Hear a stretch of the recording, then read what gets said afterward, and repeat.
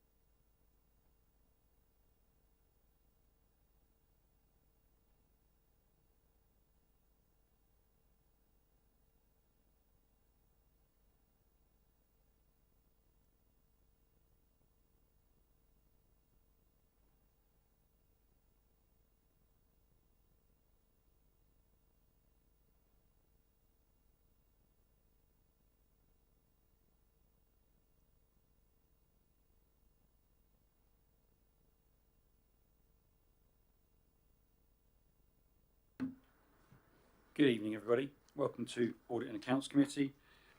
I'm just going to run through the quick housekeeping procedures. We haven't got any fire alarms scheduled for this evening. Therefore, if the fire alarm sounds, please evacuate the building immediately. The public exit is located at the rear of this room. Exit through reception, unless otherwise instructed, and meet in the War Memorial Park. The meeting is being webcast live on the internet. And will be available to view on YouTube after the meeting, and Phil has just confirmed with me that's up and running. Microphones, can I please remind members and officers that in order to be heard clearly within the room by those present and on the webcast, you must speak directly into your microphone. And mobile phones, please switch them off or turn to silent. So I'll move to item 1 of the agenda, which is apologies for absence and substitutions. I've received apologies for absence from Councillor Tustain, who may or may not be able to make it, and she's currently not here, so we're figuring that it's probably a not, but she may still turn up. We have no other substitutions, so item 2, declarations of interest. Are there any declarations of interest? I'm not seeing any, so we'll move on to item 3, which is urgent matters. Are there any urgent matters? Again, I can't see any, so we'll move on to item 4, which is minutes of the meeting held on 29th September 2025. Does the committee agree that the minutes of the meeting held on 29th September 2025 are an accurate record? I'm getting a couple of nods. That's enough nods for me to say yes, thank you. Let me just ink these for Phil and then...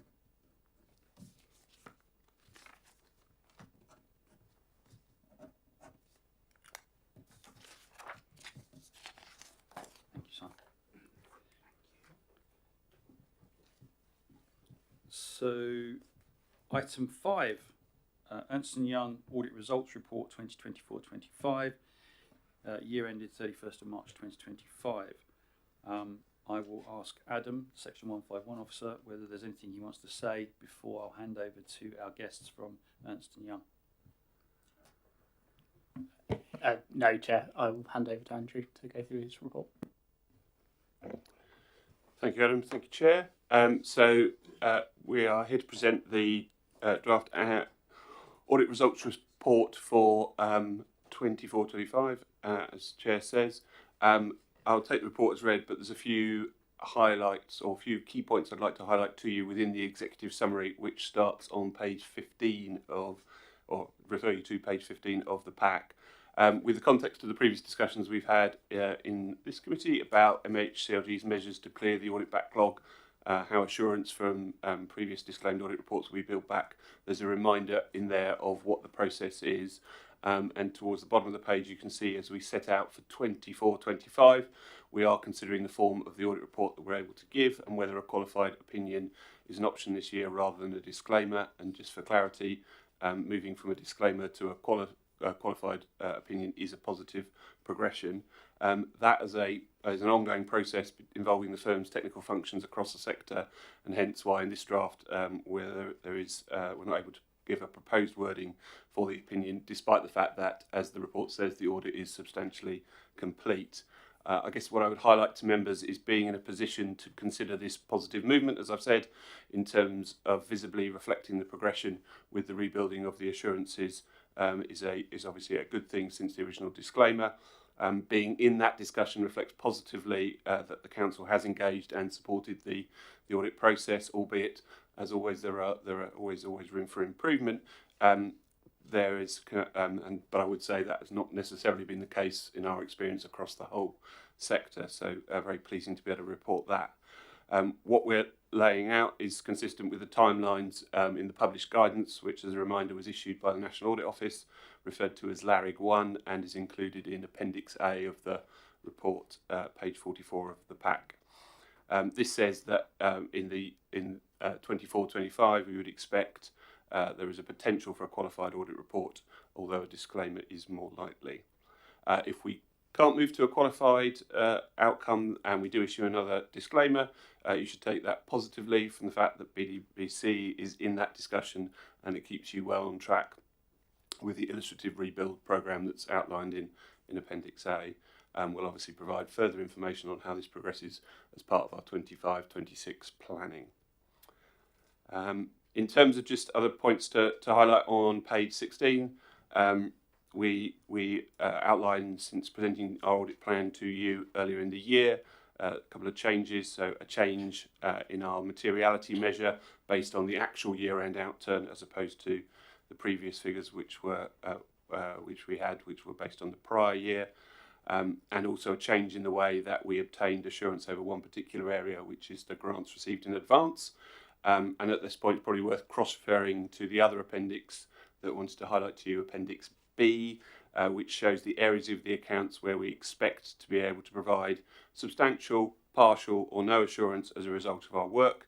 This is a build on what we shared with you last year, and you can see the comparatives in terms of what we said last year, and those where we've been able to build back some additional assurance this year, which includes the grants received in advance. This process will obviously continue through 25-26 in line with the guidance I've just referred to by the NAO. As noted within page 16, we are in the final stages of the audit, and we'll obviously provide a final version of this report, which would then come to the next committee meeting in January.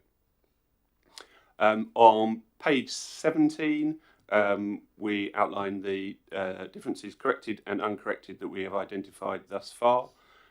Since the writing of this report, we have finalised a couple of other areas, so I'll just briefly hand over to Nana to explain the two additional areas where we've finalised adjustments. Thanks, Andrew. Since the report for issued, two further adjustments have been made. So the one of them is the further adjustment which was required for property, plant and equipment note to reflect the change in estimate approach of land values for Milestone Museum, and this is a disclosure note adjustment only rather than a change in the figures. The second of them is correction to accounting treatment of money down loan, specifically D-loan.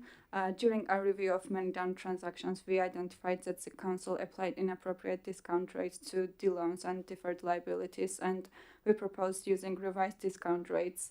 After discussing management and the team adopted these rates to ensure the accounting treatment was correct, and this has resulted in adjustments with near neutral impact on the balance sheet, with only a net movement in unusable reserves and limited impact on the comprehensive income and expenditure statement. And with this, I'm handing back over to Andrew. Thank you. Just to clarify, so all of the corrected differences and those two additional ones that Nana's referred to are in the version of the statement of accounts that are before you this evening. Okay.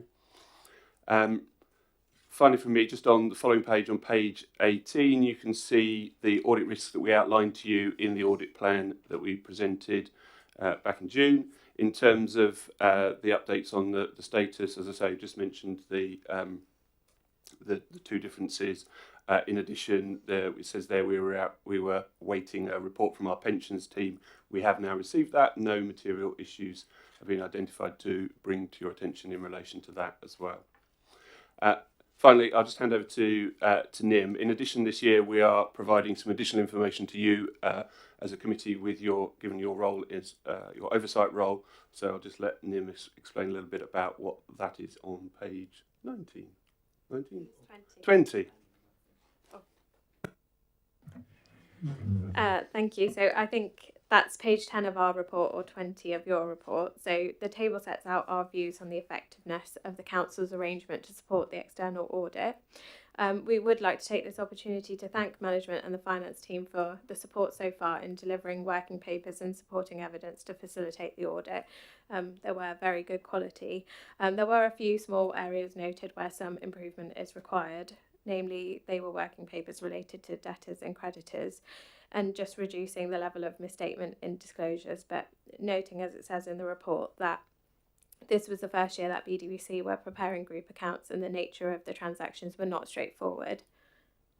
Thank you. I'll take any questions.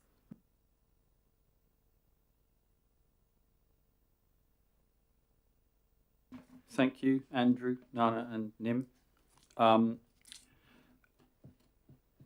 Does anyone have any questions on the draft proposed audit report?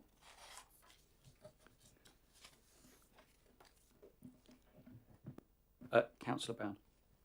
Just a quick question, if I may. And I'm conscious that we've got more than we normally would have as far as differences. And I'm conscious that technically there may not be cause and effect, but I think just for sort of oversight, it's worth saying, well, you know, what does that mean as far as the net difference is concerned? Is it all going one way or is it all going the other? I'll pick that up, Councillor Band. So overall, I think as you said, there's no cause and effect. It's a range of different things. Some up, some are down. I think the net impact of the corrected misstatements is about £500,000 across the balance sheet and the CIS, which obviously this other side of it. So, but it's pretty minor. Some of those are judgmental areas. So the pension ones had no impact at all, and that was an actuarial kind of difference. But because of the asset ceiling, it was an up and a down. The property ones, again, differences in value or opinion, and some of those were agreed. Some of them were kind of agreed kind of in our valuer's favour in that sense, particularly around sort of milestones, although there was a minor disclosure change, which is just some of the wording there. But we take the point that it's set out obviously on page 20 of the pack, some of the areas for improvement there. Some of these were kind of newer working papers, which are part of the build back assurance as well. And I think on the group accounts, we already knew there were going to be some of those because it was the first year, and as I say, there were a few kind of backs and forwards before the audit, but until the audit happens, you never know kind of what's going to come out from that. But overall, I think generally positive position to be in November, really. I would agree, and just to add, I guess we present the corrected ones, and as Adam's summarised, that was the net impact. Also, when we look at what's not being corrected, we also take into account what would the overall movement be, and on the basis of where that ended up, we were happy to accept them not being corrected in the context of the overall audit.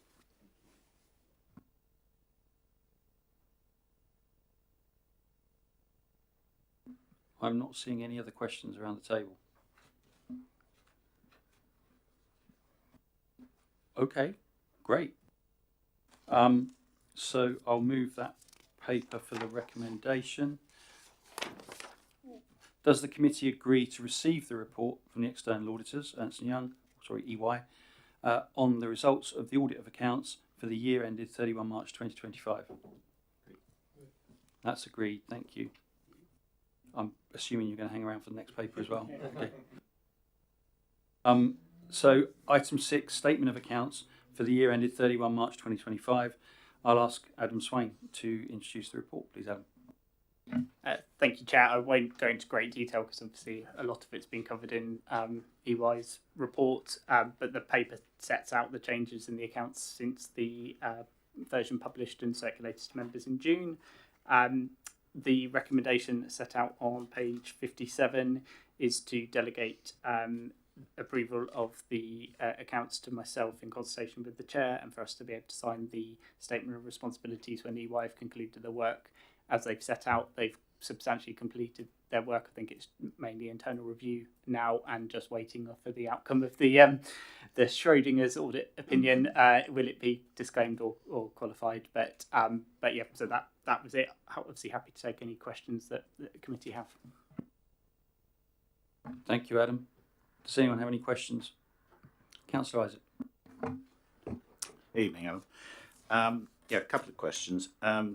If I can refer to 4.2.1, revised valuation of investment properties, Bell Road, Danes Hill, Eastern, Bear, Lion and Eagle Court. It says here that this was valued at 0.41. This was a gain of 0.11 million from the 23-24 valuation of 0.3 million. Unfortunately, it was subsequently confirmed by our surveyor, Montague Evans. By the way, they don't have a U in Montague, I should know, that they provided an incorrect figure on their final valuation spreadsheet, and this valuation should have been 0.3 million. We therefore should have had a 0.01 million loss in 2024-25 and not a gain of 0.11 million. So a downward adjustment of 0.1 million has been made. I don't understand why there's a downward adjustment, because all we've done is return to the original valuation. Thanks for Chair. Thank you for the question, Councillor Isaac. Because obviously when we pulled together the accounts, we used the increased valuation of 0.4 million. But then subsequent to the work that EY have done and Montague Evans' work, they've identified that should have been 0.3, so we needed to adjust it back out again. So although last year's would have been right as such, that was why the adjustment needed to be made to correct for that error in their spreadsheet, which obviously flows into our fixed asset register and how we prepare the accounts. If you understand it, that's fine. But, I think you're right, John. I think there's a rounding error in here, isn't there? I think that's what's causing some of the confusion potentially, or not. Maybe I'm getting a blank look from Adam. So I just looked at it and thought, if the valuation was 0.3 million, but then we revalue it to 0.3 million after the correction, and then there's a loss to take, that just implies to me that there was a small rounding error or rounding amount change in valuation that kind of drops out when you do the maths here. Yeah, you're right. So I think the value in the accounts last year was 0.31, but we only present to 0.1 of a million, and the valuation increased up to 0.41, I think it was, and then we've knocked it back down to 0.3 because that's what it should have been. So it should have been a 0.01 loss rather than a 1.1 gain. Okay, Councillor Isaac, you have another question? Yep. Second question then, last question. And it's referred to in the EY provisional audit results report. I'm not clear where things stand currently with the pension fund, because there is reference to a deficit of over £5 million. So could you clarify where things sit in relation to that, and what action, if there is a deficit, is needed? There's not actually a deficit. That was, I think, the deficit last year. The pension asset is actually it's an asset of £500,000. So it's gone from last year was a 5.8 million deficit to a £500,000 asset. There's requirements under sort of accounting standards to recognise what's called an asset ceiling, which is effectively what share of the asset we could actually take out. We've prepaid part of the pension contribution, which was a decision taken a few years ago. So that is effectively what we're showing there. The rest of it would have been nullified by that position. So we're now in surplus. And I noticed that EY brought in their own insurance advisors to look at this. Are we happy that the pension fund generally, as being managed by Hampshire County Council, is being run as we would like, and that they're not overpaying advisors in terms of fees? As you'd expect, I can't answer that question, as I'm not obviously an officer of the pension fund. I know they've changed actuary a couple of years ago, and so that was obviously through a competitive process. But in terms of the position, you are right. We are now in an asset position in terms of accounting. See, the pension fund valuation is done on a different basis, and there's the actual revaluation will be factored into next year. It's kind of in draft form at the moment. Are you able to shed any light on that, Andrew? Because you did bring in your people to look at it. So we use our own actuaries to review the essentially the roll forward of the position from the prior year, because as Adam says, it's a triennial valuation and the actuaries roll forward in the intervening period. So none of us are qualified actuaries, so we bring in our actuarial colleagues to look at that on a council by council basis. I'm not personally involved, but we are the auditors of the Hampshire Pension Fund as well. So we seek assurance in two directions. One, that the estimate of the net liability or asset, whichever position is for you, your share is accurately represented in your accounts. We also seek assurances from our pension fund team that they've done the work necessarily at the pension fund level to be comfortable with the overall asset and liabilities that the pension fund are holding. So we actually draw from two different sources in order to get comfort over the position as it appears in the Basingstoke accounts. Yeah, and as I read your report, you and your actuaries have given it a clean bill of health. Yeah, so we are happy that it's materially correct. As Adam says, it's an estimate for an accounting standard, so there is an element of tolerance within that. But we have a report, as I said, it was one of the outstandings that we've now had, that they're comfortable that the estimate of the share of the liability / asset is appropriate for the accounts of Basingstoke.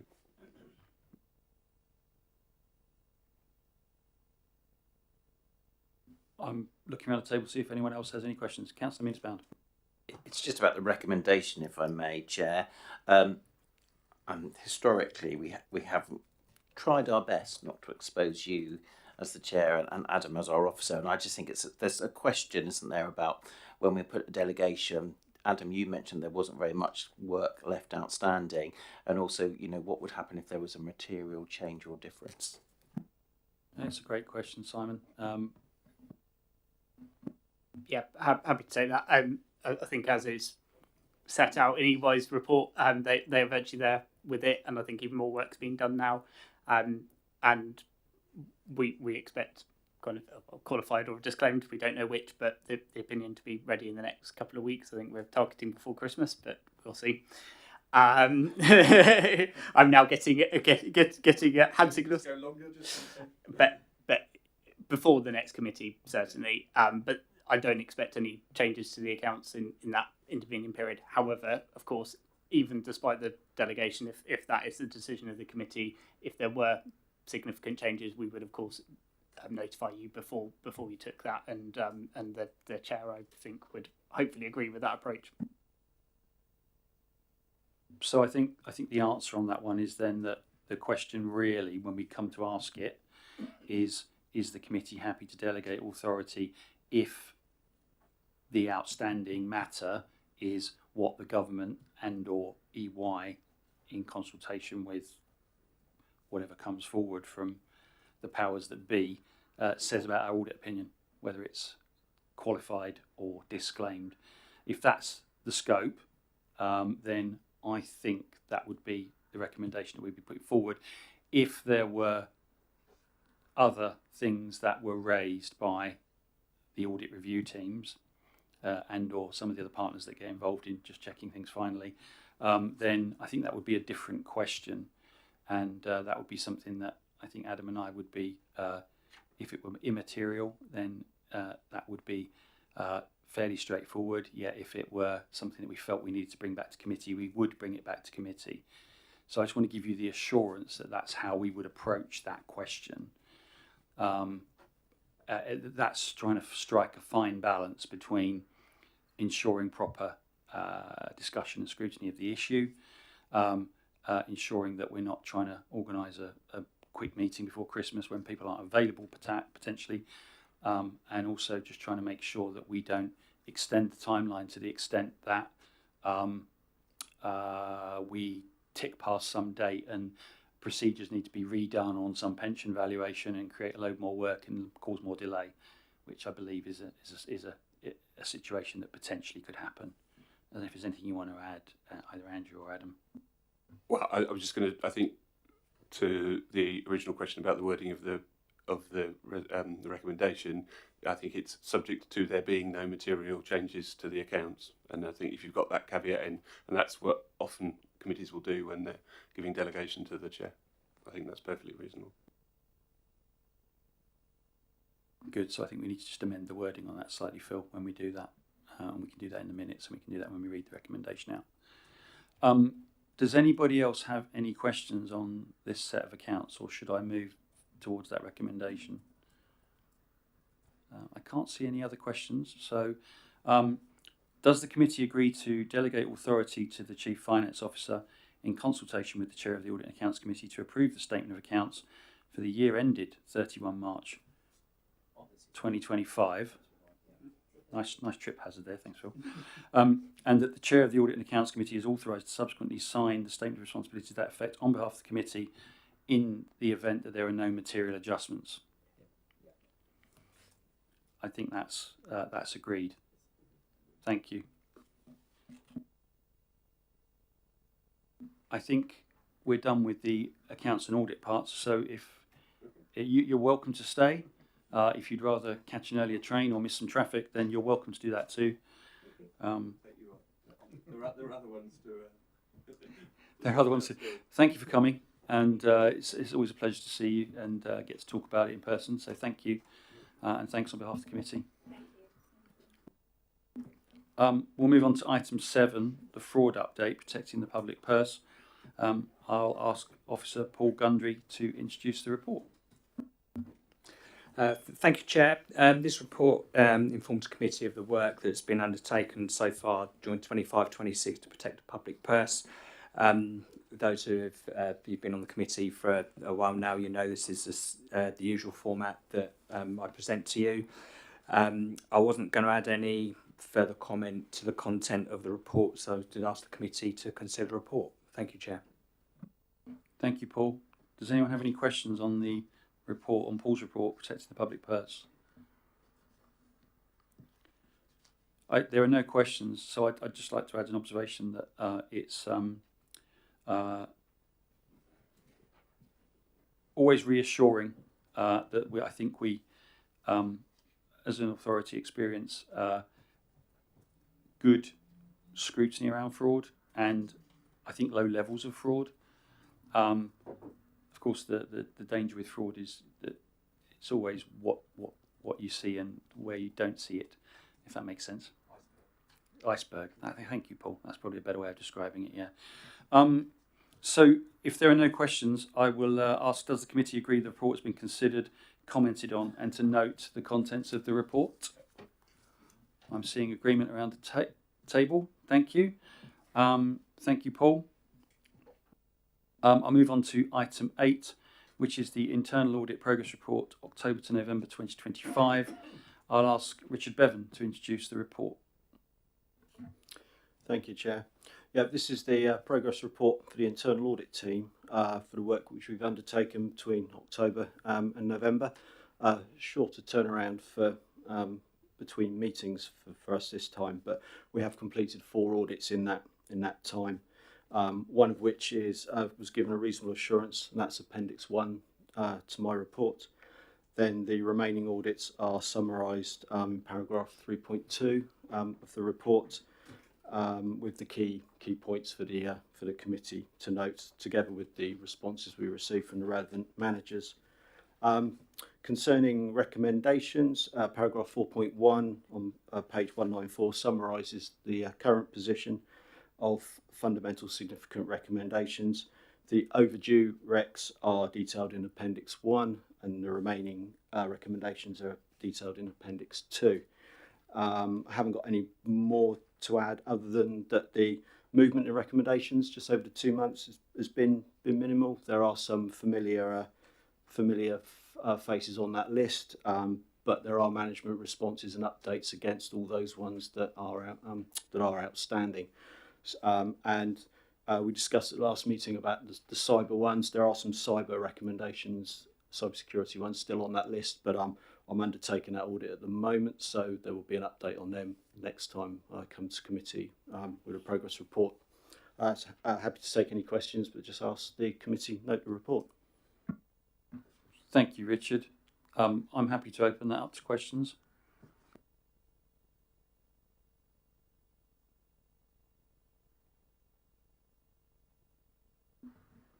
We have a quiet committee tonight. We have no questions I can see. Thank you. Perhaps that reflects the fact it's been only a couple of months since we last looked at this, and the quality of the report and the way it's laid out, it's all very self-explanatory. So well done, Richard, and thank you. I will move that from the chair then. Are the committee happy that the report has been considered, commented on, and are they happy to note the contents of this report? That's agreed. Thank you. I'll extend the same invitation to you two if you want to stay, you're welcome. If you have other appointments, then I completely understand. We'll move on to item 9, the Treasury Management 2025-26 mid-year report, and I'll ask Adam Swain to introduce the report, please, Adam. Thank you, Chair. I wasn't going to go through the report in great detail. I'll take it as read. It's a very similar position to the Q1 report that we brought previously.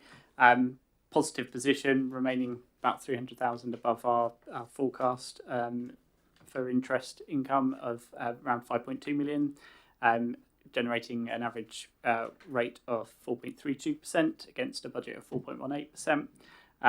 And table 4 on, I can't remember which page, on page 231, sets out the benchmarking which is provided by our Treasury Management Advisors, which benchmarks us against other local authorities. And you can see there we're sort of our average rate of return is above the benchmark group.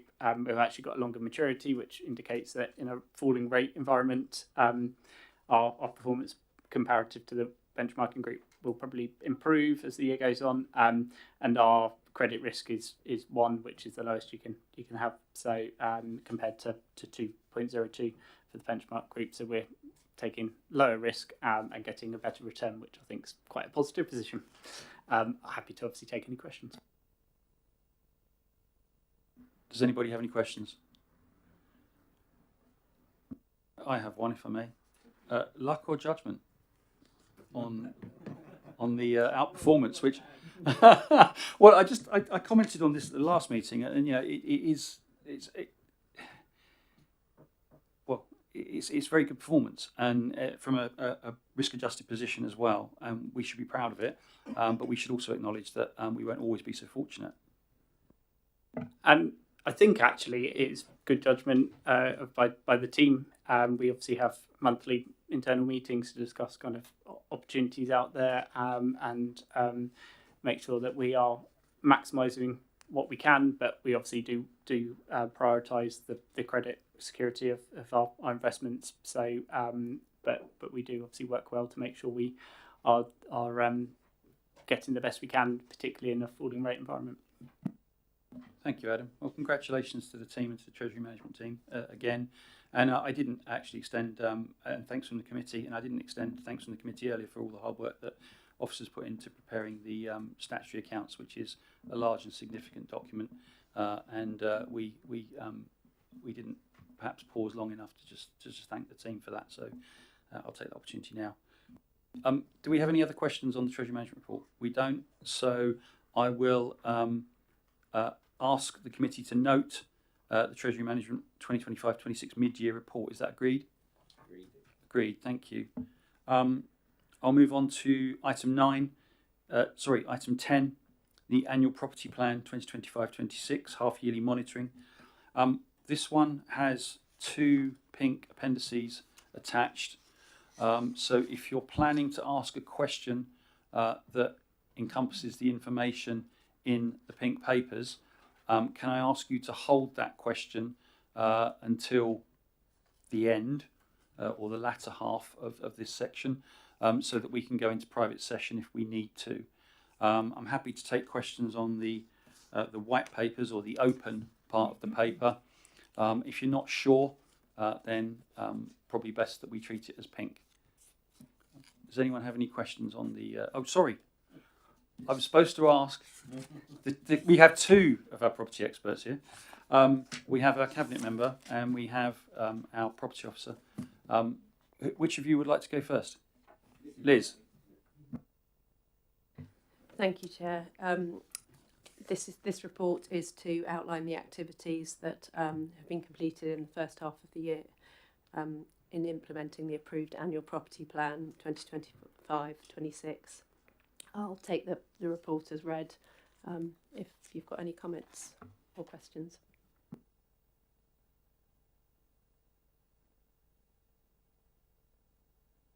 Councillor Isaac. So a few questions. The capital value of the portfolio is, as at March 2025, 288 million. So it is a substantial property portfolio by any standards, and one occasionally is tempted to refer to Basingstoke and Dean Borough Council as a property company, but what I would have expected with a property portfolio of this sort of size is some evidence of active management of the portfolio over the year, but I'm not seeing any of that. So that's the first question. Second question is the community centre leases. I'd be glad to know what actual progress has been made on this, because I know that it refers to the complexity of agreeing these new leases, but it would be reassuring to know how much actual progress has been made in signing community leases. Then the third question is on page 254 on regeneration, and it refers to review of sites for accelerated affordable housing programme, and there was only one site that was deemed to be potentially suitable for this, which was Vine Meadow Car Park, which is directly to the north of the railway station. In my book is actually a sizable piece of land and a very strategic piece of land in terms of its location next to the railway station. So I'm slightly concerned to read here that due to viability challenges, it's likely that the council will need to dispose of the site at less than market and potentially nil value. So I am concerned that we, as a council, could be in looking at some potential disposal of a key site at nil value, and I wonder whether we're looking at the right sort of redevelopment proposals for the land. I can see that it may no longer be best used as a car park. So those are my three questions. Thank you, Councillor Isaac.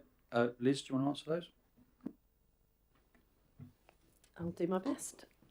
So the first one, in terms of active management, we monitor the properties on a monthly basis. We're going through the rent reviews and talking closely to our tenants and agents in order to make sure that we don't miss any opportunities, understanding the market, and looking for lease re-gear opportunities in terms of bringing forward either regeneration or improving lease terms. We've also done quite a bit of work in terms of looking at the sustainability credentials on our sort of older industrial stock to look at where we can add value and improve the EPCs to make sure that we are able to let those in the future. And actively managing the new and looking at the disposal list to bring forward disposals of the sort of underperforming assets. I see you've got another question, John. Do you mind if Liz answers the three and then? Come back on that particular point. It's just that you've listed out three questions, and then I just think it's fair that Liz gets to answer all three if she wants to. It's up to you. I don't mind how you want to do this. Just add a bit. Oh, yeah. Oh, you want Oh. Just adding a bit to that active management of the properties. Obviously, the bit that bothers me most from a financial point of view is vacant units. So we have quite an aggressive,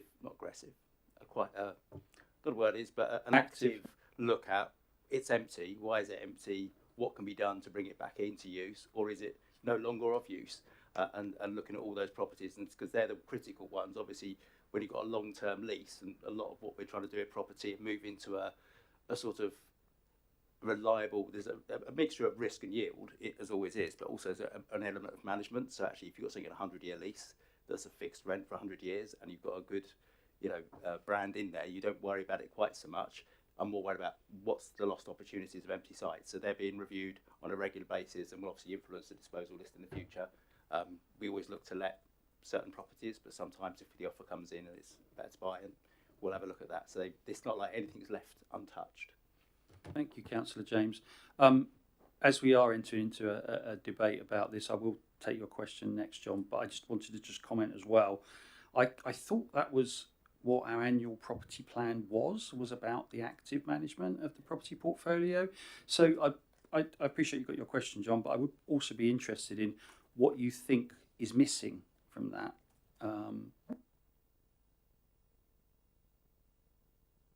Yeah, if you Yeah, don't mind. no, I agree, and thank you, Gavin, for I accept that empty properties are a priority, but I think there is, under the property investment strategy, it includes in that a program of disposal of properties, and I don't see much evidence of that taking place. But my other point really was that there are times in the property cycle when it might be advantageous to look at the disposal of a particular asset and take a profit from it at that point. And I wonder to what extent we've got advisors alongside us who are saying, yes, in terms of the balance of the portfolio, looking ahead, which is likely to perform better and which is probably peaked. Are we getting that sort of advice now in terms of active property management? Yes, we work closely with JLL, our property advisors, who provide that strategic asset management advice. And there is a bit more information on the disposals within the pink papers.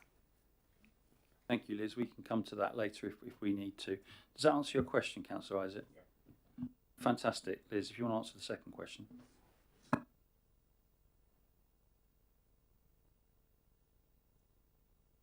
Sorry, yes, community centres. I've recently sort of taken over responsibility for this. A lot of work was done before because all the community centre leases are different. It has taken time to get to that stage. We are now working closely with, which we were before, but working closely with the community team to get all that information in terms of trustees. It was agreed that we would progress 4. The list within the Appendix 3 sets out the 4 that we're proposing to do this year. Those are in progress with solicitors. Oak Ridge Hall, basically 2. The top 2 are in solicitors' hands, and we've started working on the other 2 as well. And in the background, we're getting information that we perhaps didn't have in terms of updating trustee information, so that we've got that information when we're trying to progress them. And this list will be developed out over the next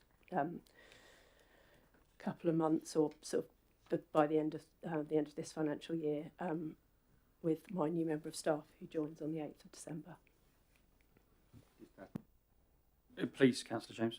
Yeah, so if you remember, we put a new policy in place for community centres. So previously, pre-me, pre-John, so you can't blame anyone in the room, there were a mixture of leases for community centres, very varied, including one that expired in 1990.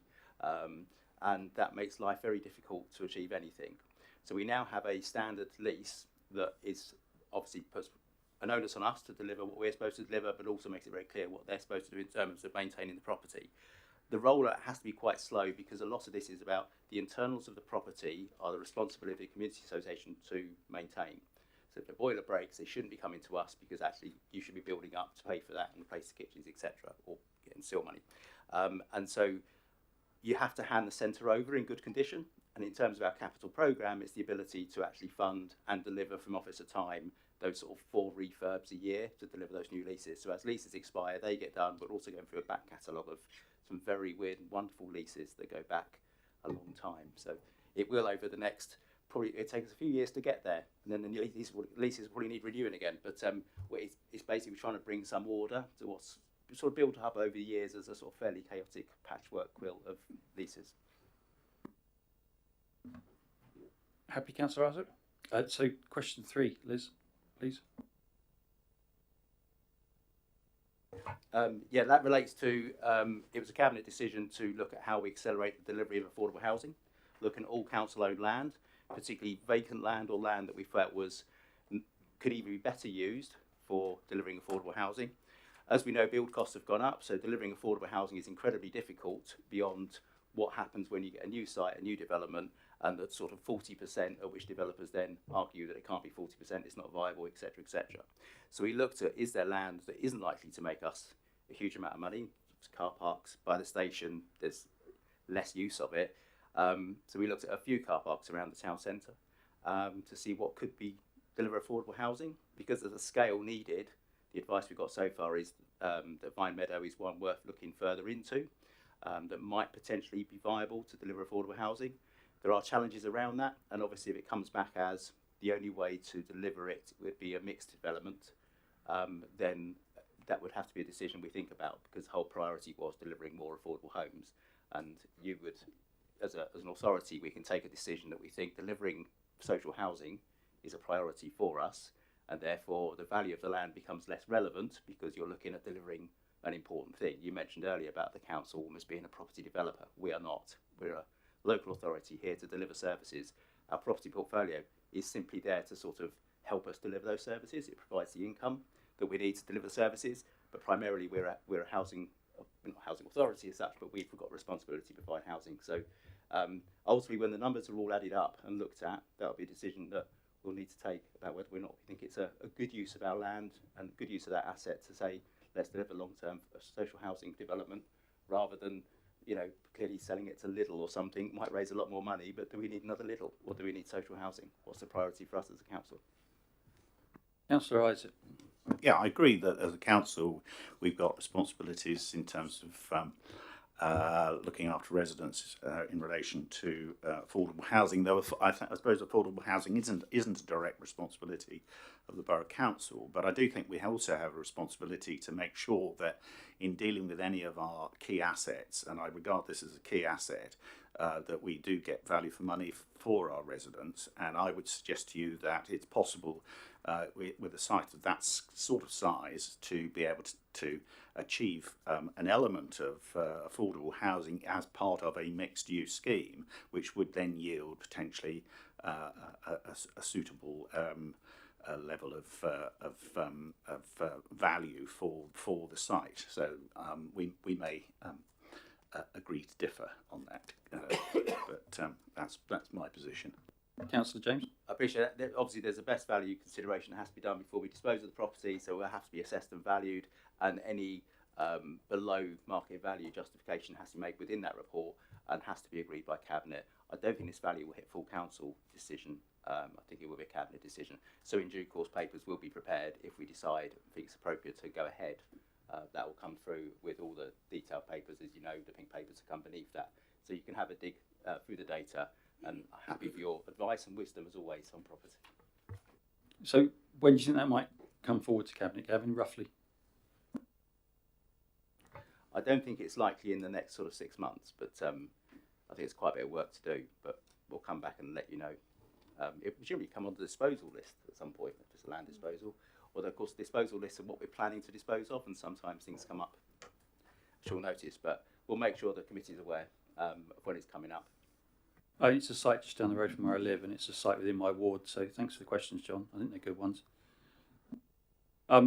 Any other questions on the white pages of the property papers? I'm not seeing anyone asking any questions, so I'll ask, is there anything that anyone wants to ask that's on the pink confidential appendices? I'm not seeing anyone raising anything there, so I think I can move to asking, are the committee happy that the report has been considered, commented on, and happy to note the contents of the report? Is that agreed? Agreed. Fantastic. Thank you, everybody. That brings us to the end of the main sections of business, and we go to item 11, which is the Audit and Accounts Work Programme.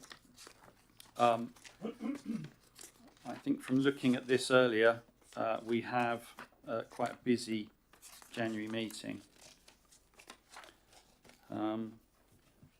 Quite a few of the strategies coming forward in January, so that's usually quite a lot of reading and generally less questions, but I would do well to eclipse tonight, I think. So unless anyone's got any questions on the work programme, I will just note the work programme. And then we have the actions list at the end, on which there is only one on there.